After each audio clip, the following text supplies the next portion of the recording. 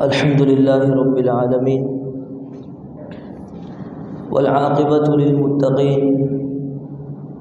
والصلاة والسلام على سيد الأنبياء والمرسلين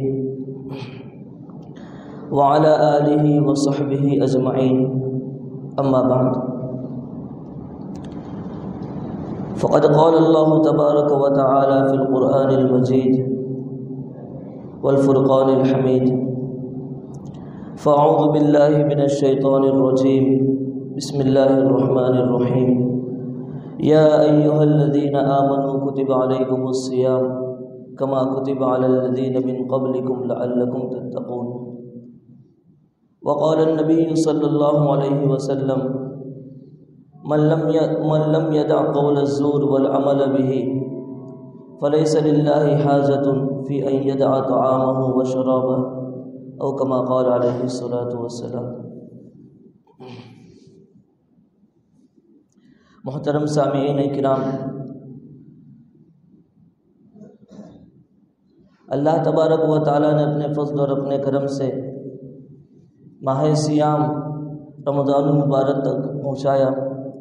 اور اس میں روزہ رکھنے کی اور مختلف عبادتوں کی اللہ نے توفیق اور سعادت بخشی. لیکن حقیقت میں دیکھا جائے تو اس ماہ سیام کو جس طرح سے وصول کرنا چاہیے اور اس ماہ سیام میں جس طرح مختلف قسم کی عبادتوں کے ذریعے اپنے گناہوں کو معاف کرانا چاہیے اور اللہ تبارک و تعالیٰ کے قرب کے حصول کی کوششیں کرنی چاہیے، اس سلسلے میں کوتاہی یہ ہیں اور ہم سب اس کوتاہی میں برابر کے شریک ہیں. فضائل رمضان کے اندر حضرت شیخ رحمۃ اللہ علیہ نے ایک روایت ذکر فرمائی کہ اس میں ایک طویل روایت کے اندر آپ علیہ السلام نے ارشاد فرمایا، اور اس مہینے کا تعارف آپ علیہ السلام اس طرح فرماتے ہیں کہ یہ وہ مہینہ ہے کہ جس مہینے کے ابتدائی حصہ رحمت ہے، اس کا درمیانی حصہ مغفرت ہے اور آخری حصہ آنکھ سے خلاصی کا ہے. اور اس طرح مہینے کے ان 3 حصے کرنے کے اوپر حضرت شیخ رحمۃ اللہ علیہ توجیہ بیان فرماتے ہیں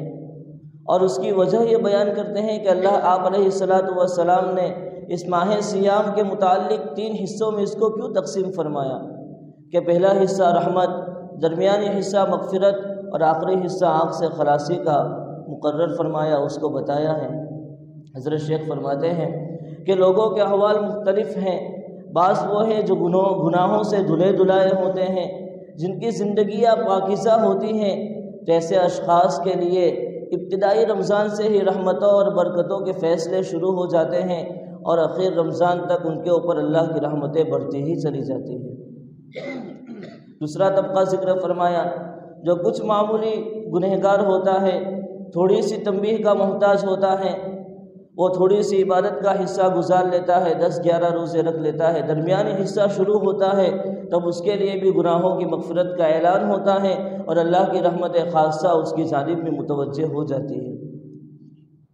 اور تیسرا گروہ ذکر فرمایا کہ بعض اشخاص وہ ہوتے ہیں جو گناہوں میں دوسرے طبقے سے زیادہ بڑے ہوئے ہوتے ہیں اور گناہوں کی وجہ سے وہ ان کے دلوں کے اوپر کافی زنگ لگ جاتا ہے، تو وہ روزے کا ایک بڑا حصہ گزارنے کے بعد، تراویح کا ایک بڑا حصہ گزارنے کے بعد، عبادتوں میں کافی وقت خرچ کرنے کے بعد جب آخری عشرے کے اندر وہ داخل ہوتے ہیں تب ان کے لیے بھی مغفرت کا اعلان اللہ کی طرف سے شروع ہوتا ہے اور ان کو بھی اللہ کی طرف سے معافی ملنا شروع ہو جاتی ہے. لیکن اس مقام پر غور کرنے کی بات ہے کہ ہم ہر شخص کسی کے متعلق کیا فیصلہ کرے. ہر شخص اپنے گریبان میں جھانک کر دیکھے کہ اس توجیہ کے مطابق اور ان 3 حصے کرنے کے اعتبار سے ہمارے لیے ہر شخص یہ سوچے گا، گریبان میں جھانکے گا، اپنے اعمال کے اوپر نظر کرے گا، اپنی کتاب زندگی کا مطالعہ کرے گا، تو ہر شخص کا دل اس بات کا فیصلہ کرے گا اور ہر شخص اس نتیجے کے اوپر پہنچے گا کہ انتھک عبادت کرنے کے بعد، روزہ اور تراویح کے ساتھ مختلف عبادتوں کرنے کے ساتھ اگر اللہ کا قرب کسی طرح حاصل ہو جاتا ہے، اگر اپنے گناہوں کی معافی کسی طرح مل جاتی ہے اور اپنی مغفرت اس ماہ سیام میں کسی طرح ہو جاتی ہے، تو سستا سودا ہے اور بڑی غنیمت کی بات ہے۔ ہر شخص اپنے متعلق یہ فیصلہ کرے گا، لیکن افسوس کہ نصف ماہ سیام گزر چکا، لیکن اب بھی ہونا تو یہ چاہیے کہ ہر گھڑی اور ہر دن جیسے ہی آگے بڑھتا ہے ہماری عبادتوں کا شوق اور بڑھے، ہماری عبادتوں کا ذوق اور بڑھے، کہ آپ علیہ الصلاۃ والسلام کی سیرت کا اگر ہم مطالعہ کریں اور حضرات صحابہ کرام کی سیرت کا مطالعہ کریں تو جیسے ایام آگے بڑھتے تھے آپ علیہ الصلاۃ والسلام عبادت کے اندر اتنا ہی اضافہ فرماتے تھے۔ لیکن ہمارا حال یہ ہے کہ ابتدائی رمضان میں کچھ عبادتیں ہو جاتی ہیں، کچھ روزے گزرنے کے بعد پھر عبادتوں کے اندر سستی آنا شروع ہوتی ہے۔ اصل میں اس کی بڑی وجہ یہ ہے کہ اس کی جو عظمتیں اور اس کی جن برکات سے آپ صلی اللہ علیہ وسلم اور اللہ کے نیک بندے واقف ہوتے ہیں، ہماری کوتاہ نگاہ وہاں تک نہیں پہنچتی۔ اسی بنا پر تو آپ علیہ الصلاۃ والسلام نے ماہ سیام سے آنے سے پہلے جو خطبہ فرمایا اس میں کس الفاظ سے تعارف فرمایا اس ماہ سیام کا؟ آپ علیہ الصلاۃ والسلام نے فرمایا ایھا الناس قد اضلکم شہر عظیم مبارک، کہ ایک بہت بابرکت مہینہ تمہارے سامنے آ رہا ہے، اتنا بڑا مہینہ ہے، بڑی عظمتوں والا مہینہ ہے اور بڑی برکتوں والا مہینہ ہے۔ تو چونکہ آپ علیہ الصلاۃ والسلام اس کی عظمتوں سے اور اس کی برکتوں سے واقف تھے، اس لیے آپ علیہ السلام نے بڑے اہتمام سے اس کا اعلان فرمایا اور بڑے اہتمام سے حضرات صحابہ کرام کو اس سے باخبر فرمایا۔ یہ ماہ سیام اللہ تبارک و تعالی بندوں کو کیوں عطا فرماتے ہیں اور ماہ سیام کے پیچھے اللہ تبارک و تعالی کا کیا مقصد ہے؟ دیکھیں، روزے کا مقصد یہ ہوتا ہے کہ انسان کے اندر موجود حیوانیت کو، انسان کے اندر اللہ تبارک و تعالیٰ نے جتنی استطاعتیں رکھی ہیں، جتنی طاقتیں اور قوتیں رکھی ہیں، ان تمام طاقتوں اور قوتوں کو، ان استعداد اور صلاحیتوں کو، اپنے خیالات کو اور اپنے دل و دماغ کے سوچوں کو اللہ کے احکام کے ہم تابع بنائیں۔ اور جب کبھی بھی ایمانی اور روحانی جو تقاضے ہمارے سامنے آئیں، ان ایمانی اور روحانی تقاضوں کے سامنے ہم اپنے خواہشات نفسانی کو دبانے والے بن جائیں اور اللہ کے احکام کو بجا لانے والے بن جائیں، اس چیز کی ہمیں عادت پڑ جائے۔ اس لیے اللہ تبارک و تعالیٰ نے ہمیں ماہ سیام عطا فرمایا ہے کہ ماہ سیام میں اسی چیز کی مشق کرائی جاتی ہے کہ خاص وقت میں صبح سے لے کر غروب آفتاب تک اللہ تبارک و تعالیٰ جن مخصوص اشیاء سے کھانے پینے وغیرہ سے روکنے کا حکم فرماتے ہیں، دل چاہتا ہے اس کے باوجود بندہ اس کی طرف نہیں بڑھتا، تو اسی بات کی مشق کروائی جا رہی ہے کہ بندہ ایمانی اور روحانی تقاضوں کے اوپر کھڑا ہونے والا بن جائے، اپنی استعداد اور صلاحیتوں کو، اپنے سوچ اور بچار کو اور اپنے خواہشات کو، اپنے حیوانی تقاضوں کو اللہ کے احکام کے سامنے جھکانے والا بن جائے۔ اور چونکہ یہ تو ایک ایسا مقصد ہے کہ بھائی اللہ تبارک و تعالیٰ کے احکام کے سامنے اپنی تمام تر استعداد اور صلاحیتوں کو اللہ کے احکام کے پابند بنا دینا، ایمانی اور روحانی تقاضوں کے سامنے اپنے تمام تر خواہشات کو دبا دینا اور ہر وقت دبانے کی عادت ڈالنا، یہ ایک ایسا خاص مقصد ہے کہ جو تمام نبیوں کی نبوت اور تمام شریعتوں کے اہم ترین مشن میں سے ہیں اور اہم ترین مقاصد میں سے ہیں کہ ہر نبی کے نبوت کا مقصد ہی یہ ہے، ہر شریعت کا تقاضا ہی یہ ہے کہ انسان اپنی صلاحیتوں کو اللہ کے احکام کے پابند بناتے ہوئے انسان ایمانی اور روحانی تقاضوں کے سامنے اپنی خواہشات نفس کو دبانے والا بن جائے اور دبانے کی اس کو عادت پڑ جائے۔ اہم ترین مقاصد میں سے ہیں۔ اسی بنا پر جس طرح امت محمدیہ کے اوپر روزوں کو فرض کیا گیا تاکہ یہ مقصد حاصل ہو جائے، اسی طرح سابقہ امتوں کے اوپر بھی روزہ فرض کیا گیا۔ اس لیے قرآن کریم میں اللہ تعالیٰ نے فرمایا یا ایھا الذین آمنوا کتب علیکم الصیام کما کتب علی الذین من قبلکم، کہ اے ایمان والو تم پر روزے فرض کیے گئے ایسے ہی جیسے کہ تم سے پہلے سابقہ امتوں کے اوپر روزے فرض کیے گئے تھے، چونکہ مقصد سب کا ایک ہے۔ آگے فرمایا لعلکم تتقون، کہ روزے کی فرضیت کا اہم مقصد یہ ہے کہ تمہیں تقوی حاصل ہو جائے۔ دیکھیں یہاں پر دو لفظ ہیں، ایک ہے وقایقی وقایتاً، عربی دان حضرات جانتے ہیں، اہل علم جانتے ہیں، وقایقی وقایتاً کا معنی ہوتا ہے بچانا، جسے ہم دعا کے اندر کہتے ہیں وقنا عذاب النار، کہ اللہ آگ کے عذاب سے ہمیں بچائیے، اس کا معنی ہوتا ہے بچانا۔ اور التقوی، تقوی کا جو لفظ ہے وہ اتقا یتقی اتقاء سے نکلا ہے، اور اتقا یتقی اتقاء کا جو معنی ہوتا ہے کہ خود سے بچنا، خود سے کسی چیز سے پرہیز کرنا۔ تو لعلکم تتقون کا معنی یہ ہے کہ روزے کی فرضیت اس لیے کی گئی ہے اور روزے تم پر اس بنا پر فرض کیے گئے لعلکم تتقون، تاکہ تم خود گناہوں سے بچنے والے بن جاؤ، تاکہ تم خود گناہوں سے پرہیز کرنے والے بن جاؤ۔ اب یہ پرہیز کیسے آئے گا؟ روزوں کے ذریعے سے تقوی زندگی میں کیسے آئے گا؟ تو بطور نقطے کے بعض علماء کرام نے یہاں پر ایک بہترین بات لکھی کہ تقوی نام کس چیز کا ہے؟ تقوی نام ہے اس بات کا کہ اللہ تبارک و تعالیٰ کے اوامر کو بجا لایا جائے اور اللہ تعالیٰ کے منہیات سے باز رہا جائے، یعنی جن چیزوں کو کرنے کا اللہ تبارک و تعالیٰ نے حکم دیا ہے بلا چوں و چرا کیے اس کے اوپر عمل کرنا، جن چیزوں سے اللہ تبارک و تعالیٰ نے ہمیں روکا ہے ان چیزوں سے باز رہنے کی اور بچنے کی پوری کوشش کرنا، یہ ہے تقوی کا حاصل۔ تو بعض علماء کرام نے بطور نقطے کے یہاں پر یہ بات لکھی ہے کہ چونکہ اللہ تبارک و تعالیٰ کی ایک پاکیزہ مخلوق، عالم بالا کی ایک پاکیزہ مخلوق حضرات ملائکہ، ان کی ایک پاکیزہ صفت قرآن کریم میں یہ بیان کی گئی لا یعصون اللہ ما امرہم ویفعلون ما یؤمرون، کہ جن چیزوں کا اللہ تبارک و تعالیٰ انہیں حکم فرماتے ہیں ان چیزوں میں اللہ تبارک و تعالیٰ کی نافرمانی نہیں کرتے،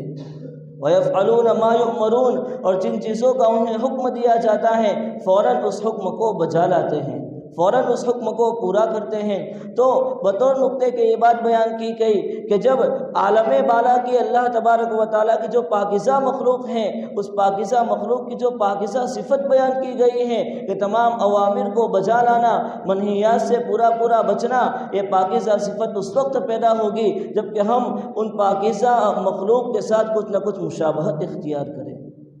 اور کیا مشابہت ہے کہ فرشتے نہ کھاتے ہیں نہ پیتے ہیں اور نہ بیوی رکھتے ہیں۔ جب مسلمان ایک خاص وقت کے اندر ایک اس طرح کے ایام گزارے گا کہ اس میں نہ کھائے گا نہ پیے گا اور نہ جائز تعلقات کو وہ قائم کرے گا، تو ایک خاص صفت میں فرشتوں کے ساتھ مشابہت ہوئی، اور اس مشابہت کی بنا پر جو خاص صفت اللہ تبارک و تعالیٰ نے فرشتوں کو عطا فرمائی ہے تو امکان ہے اور اس بات کی پوری امید ہے کہ اس خاص صفت کو اختیار کرنے کی بنا پر اللہ تبارک و تعالی تقوی والی وہ صفت کہ جو فرشتوں کے اندر پائی جاتی ہیں، لا یعصون اللہ ما امرہم ویفعلون ما یؤمرون، یہ تمام اوامر کو بجا لاتے ہیں اور منہیات سے پورا کا پورا بچتے ہیں، یہ تقوی والی صفت اس طرح بندے کو حاصل ہوگی۔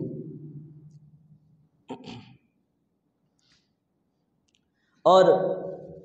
حضرت مفتی تقی عثمانی صاحب دامت برکاتہم العالیہ نے بڑی اچھی بات بیان کی حضرت مولانا اشرف علی صاحب تھانوی رحمۃ اللہ علیہ کے حوالے سے، کہ حضرت تھانوی رحمۃ اللہ علیہ یہ فرماتے ہیں کہ روزہ خود تقوی کے حصول کا ایک بہت بڑا ذریعہ ہے، اور روزہ خود تقوی کے حصول کی ایک بہت بڑی سیڑھی ہے۔ وہ کس طریقے پر؟ حضرت فرماتے ہیں کہ دیکھیں تقوی کسے کہتے ہیں؟ تقوی کہتے ہیں کہ اللہ تبارک و تعالیٰ کے استحضار کے ساتھ اوامر کو بجا لانا، کہ مجھے ایک دن اللہ تبارک و تعالیٰ کے سامنے کھڑا ہونا ہے، کھڑے ہو کر مجھے اپنے اعمال کا جواب دینا ہے، ابھی بھی مجھے میرا اللہ دیکھ رہا ہے، اس استحضار کے ساتھ اوامر کو بچا لانا اور گناہوں سے اپنے آپ کو بچانا کہ کل کو اللہ کے سامنے اٹھ کر مجھے اس کا جواب دینا ہے۔ اس استحضار کے ساتھ جو اعمال کیے جائیں گے، جن گناہوں سے بچا جائے گا، جن اوامر کو اپنی زندگی میں داخل کیا جائے گا، تو اسی کا نام تقویٰ ہے۔ جیسے قرآن کریم میں بیان کیا گیا، وَأَمَّا مَنْ خَافَ مَقَامَ رَبِّهِ وَنَهَى النَّفْسَ عَنِ الْهَوَىٰ کہ جو شخص اپنے پروردگار کے سامنے کھڑے ہونے سے ڈرا، اس بات کا خوف کیا کہ کل کو اٹھ کر مجھے اللہ کو اپنے اعمال کا جواب دینا ہے، وَنَهَى النَّفْسَ عَنِ الْهَوَىٰ اسی استحضار کے ساتھ ہوائے نفسانی کو اس نے روکا اور خواہشات نفسانی سے وہ باز رہا، تو اسی کا نام تقویٰ ہے۔ کہ استحضار ہو اللہ تبارک و تعالیٰ کا کہ مجھے میرا رب دیکھ رہا ہے، اور اللہ کے اس استحضار کے ساتھ اوامر کو بجا لانا، اسی کا نام تقویٰ ہے۔ اب روزے میں تقویٰ کیسے حاصل ہوتا ہے؟ فرماتے ہیں کہ جب کوئی بندہ مومن روزہ رکھتا ہے، روزہ رکھنے کے بعد خواہ وہ کتنا ہی فاسق ہو، کتنا ہی فاجر ہو، خواہ وہ کتنا ہی گنہگار ہو یا پھر وہ نیک بندہ ہو، صالح ہو، چاہے عالم ہو چاہے جاہل ہو، چاہے بچہ ہو چاہے بوڑھا ہو، اگر وہ صحیح معنی میں روزہ رکھے گا تو صحیح طریقے سے روزہ رکھنے کے بعد وہ اسی عملی مشق سے اس کو گزارا جاتا ہے۔ اس طریقے پر کہ صبح صادق سے لے کر غروب آفتاب تک شدت کی اس کو پیاس لگی ہے، پانی سامنے موجود ہے، حضرت فرماتے ہیں کمرہ بند ہے، کمرے کے دروازے کی کنڈی لگی ہوئی ہے اور کمرے کے اندر فریج موجود ہے، فریج چالو ہے، پانی اندر ٹھنڈا موجود ہے، اور اس کو شدت کی پیاس لگی ہے، کھانا اندر موجود ہے، اس کو شدت کی بھوک لگی ہے، لیکن وہ اسی استحضار کی بنا پر رک جاتا ہے کہ مجھے میرا اللہ دیکھ رہا ہے۔ حالانکہ وہ پانی پینا چاہے تو پی سکتا ہے، کمرہ بند ہے، دروازے کے اوپر کنڈی لگی ہوئی ہے، فریج چالو ہے، پانی اندر ٹھنڈا موجود ہے، سارے اسباب راحت اور آرام کے مہیا ہیں، اپنے گلے کے اندر اس کو کانٹے چبھ رہے ہیں، وہ اپنے گلے کو تر کرنا چاہتا ہے، لیکن اس کے باوجود اس کا نفس اس بات کا تقاضا کرتا ہے کہ پانی پی لے وے، اس کا نفس اس بات کا تقاضا کرتا ہے کہ کھانا کھا لے وے، اس کے باوجود وہ پانی پینے سے اور کھانا کھانے سے رک جاتا ہے۔ کیوں؟ حالانکہ وہ کر سکتا ہے، کمرہ بند ہے، کوئی دیکھنے والا نہیں ہے، وہ اندر پانی پی لے ہوئے، اندر کھانا کھا لے ہوئے، کسی کو کانوں کان خبر نہیں ہوگا، کمرے سے باہر نکلے شام کو لوگوں کے سامنے ایسا ہی ظاہر کرے کہ وہ روزے دار ہے، دسترخوان پر بیٹھ جائے افطاری کے لیے اور ایسا ہی ظاہر کرے کہ وہ روزے دار ہے، کانوں کان کسی کو خبر نہیں ہوتی۔ لیکن بندہ کیا سوچتا ہے کہ میں نے جس ذات کے لیے روزہ رکھا ہے کسی کو معلوم نہیں، کانوں کان کسی کو خبر نہیں ہے، لیکن اس ذات کو تو میرے اس عمل کا علم ہے۔ تو محض اس استحضار کی بنا پر کہ جس ذات کے لیے میں نے روزہ رکھا ہے اس ذات کو تو میرے عمل کا علم ہے، میں پانی پیوں گا اس ذات کو پتہ چلے گا میرا روزہ ختم ہو جائے گا، میں کھانا کھاؤں گا اس ذات کو تو معلوم ہے میرا روزہ ختم ہو جائے گا۔ اسی استحضار کے ساتھ 1 مہینے تک وہ کھانا پینا اور جائز تعلقات کو چھوڑ دیتا ہے۔ حضرت تھانوی علیہ رحمہ فرماتے ہیں جب 1 مہینہ اس عملی مشق سے گزارا گیا کہ اللہ دیکھ رہا ہے، اللہ دیکھ رہا ہے، کھانے پینے سے رک جاؤ، اللہ دیکھ رہا ہے، جب 1 مہینے تک اس عملی مشق سے بندے کو گزارا جاتا ہے تو اب ایک نورانیت انسان کے دل کے اندر پیدا ہوتی ہے، اور پھر یہ تربیتی کورس اس وقت مکمل ہوگا کہ صرف روزے تک ہم اس استحضار کو محدود نہ رکھیں، بلکہ باہر نکل کر کاروبار زندگی میں اور کاروبار زندگی میں پیش آنے والے ہر موقع کے اندر ہم استحضار کو باقی رکھیں کہ میرا اللہ مجھے دیکھ رہا ہے۔ جب اس عملی کورس کی تکمیل ہوگی اور اس عملی کورس کو صحیح طریقے سے ادا کیا جائے گا اور اس کی تکمیل کی سعی اور کوشش کی جائے گی تو پھر رمضان کے بعد بھی یہ استحضار بندے کے اندر قائم رہے گا، اور روزے کی حد تک نہیں بلکہ روزے سے ہٹ کر اور کاروبار زندگی میں جب بھی استحضار پیدا ہوگا تو یہی استحضار بندے کے لیے بہت تقوی کے حصول کا ایک بہت بڑا ذریعہ بنا۔ اس لیے قرآن کریم میں بیان کیا گیا لعلکم تتقون، روزے کی فرضیت اس لیے ہے کہ اللہ کا استحضار پیدا ہو جائے اور اسی استحضار کے ساتھ اوامر کو بجا لانے اور اللہ کے منہیات سے رکنے کا جذبہ پیدا ہو جائے۔ اور صرف اسی پر بس نہیں، روزوں اور تراویح کے ساتھ اور مختلف قسم کی نفل عبادتوں کے ذریعے اللہ تبارک و تعالیٰ کا قرب حاصل کرنا اس ماہ سیام کے اہم مقاصد میں سے ہے۔